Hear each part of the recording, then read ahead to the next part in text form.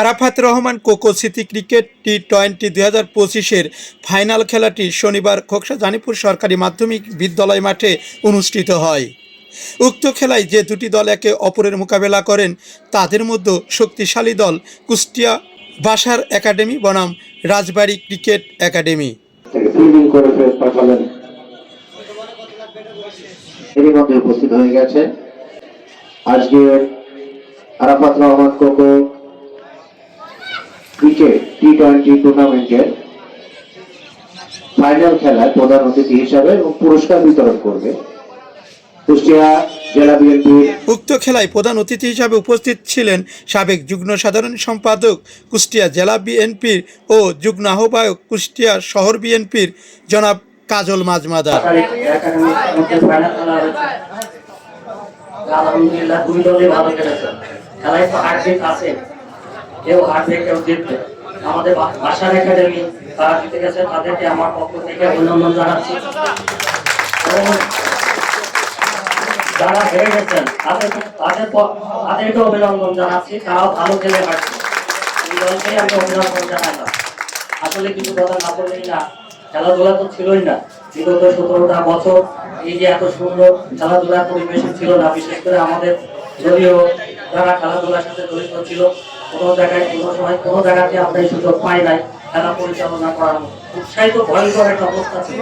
খেলা তো দূরের কথা, একটা জায়গায় দুজন একটু কথা বলতে পারতো না, মানুষের কোনো নিরাপত্তাই ছিল না। কত অত্যাচার, নির্যাতন, জুলুম, বিশেষ করে যে আমাদের দলীয় যারা খেলে ফেলেছিল, এই যে আমার ছোট ভাই রাজু, হ্যাঁ তাদের নামে মামলা মোকদ্দমা কত কিছু ছিল। তা আলহামদুলিল্লাহ এখন 5 তারিখের পরে আল্লাহ তাআলা আমাদের দিকে মুখ তুলে দেখাইছে, সুন্দর একটা পরিবেশ হয়েছে। এখন সুখসার বিষয়ে কিছু কথা বলতে হয়। এই যে আমার রাজু, আমার ছোট ভাই, তার আব্বা ছিল তাড়াতাড়ি খান। সে কিন্তু একটা সময় এসে খোকসা পৌরসভার প্রায় করে চেয়ারম্যান ছিল। তার হাত ধরে কিন্তু অনেক খেলাধুলা পরিচালনা হয়েছে। তারপরও তার আম্মা ছিল চেয়ারম্যান। তারা হলো এই খেলোয়াড় পরিবারেরই সন্তান এবং রাজনীতির সাথেও তার আব্বা ছিল, আম্মা ছিল। রাজু এই খেলাধুলার সাথেও আছে এবং রাজনীতির সাথেও জড়িত আছে।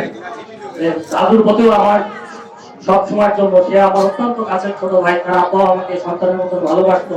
তার প্রতি সব সময়ের জন্য আমার পক্ষ থেকে তার সব কাজের থাকবে, আমার পক্ষ থেকে সমর্থন থাকবে তার।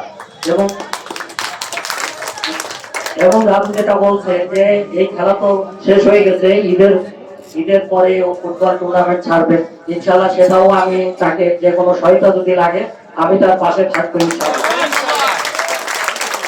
আর এই যে খেলাধুলা যুব সমাজ হলো, হ্যাঁ, জাতির মেরুদণ্ড, জাতির শক্তি, নেশাই এখন যুব সমাজ জড়াই গেছে। তারা এই যে এখন আসছে খেলাধুলাতে জড়াচ্ছে এবং এই ধরনের সহায়তা এখানে শুধু খোকসা না, আমাদের কুমারখালী, খোকসা, দৌলতপুর, আমাদের কুষ্টিয়া সভাপতিতে বাসার একাডেমি আছে, তারা খুব ভালো কাজ করতেছে। তারা এই যে একাডেমিটা দীর্ঘদিন ধরে চালাচ্ছে। ওখান থেকে কুষ্টিয়ার পরিবেশটা ছেলেপেলেরা এই যে ওখান থেকে এখানে যারা খেললো বাসার খুব ভালো খেলছে। এই কারণে আমি আর বেশি কথা বলবো না।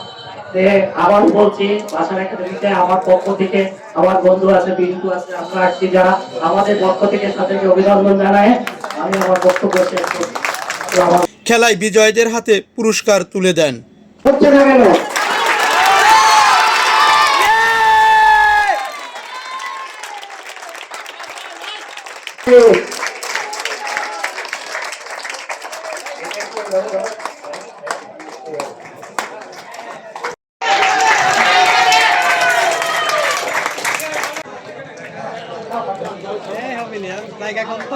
এ সময় স্থানীয় বিএনপির নেতাকর্মী ও ইলেকট্রিক প্রিন্ট মিডিয়ার সাংবাদিকবৃন্দু উপস্থিত ছিলেন।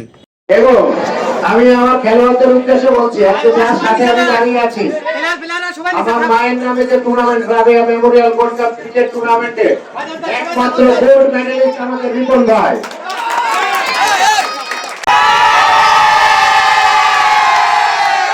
খোকসার মধ্যে অনেকদিন পরে একটা বড় টুর্নামেন্টের আয়োজন করা হয়েছে। খুবই সুন্দর আয়োজন ছিল, আমরা খেলছি প্রথম থেকে, আয়োজনও খুব ভালো ছিল। এখানকার মাঠে যারা ছিল তারাও খুব ভালো ব্যবহার করেছে, আম্পায়ারেরও খুব ভালো একটা দেখছি। সবকিছু মিলায়ে অনেক সুন্দর ছিল।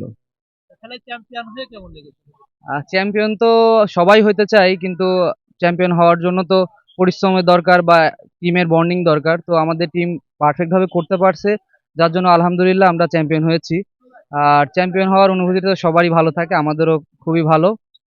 আমরা কন্টিনিউ আরো সামনে আগায় যেতে চাচ্ছি, ভালো আর ভালো ভালো টুর্নামেন্ট খেলবো এই আশাতেই আছি আর কি। আমার নাম আলামিন হোসেন হিমেল, আমি হচ্ছে বাসার ক্রিকেট একাডেমির মেম্বার।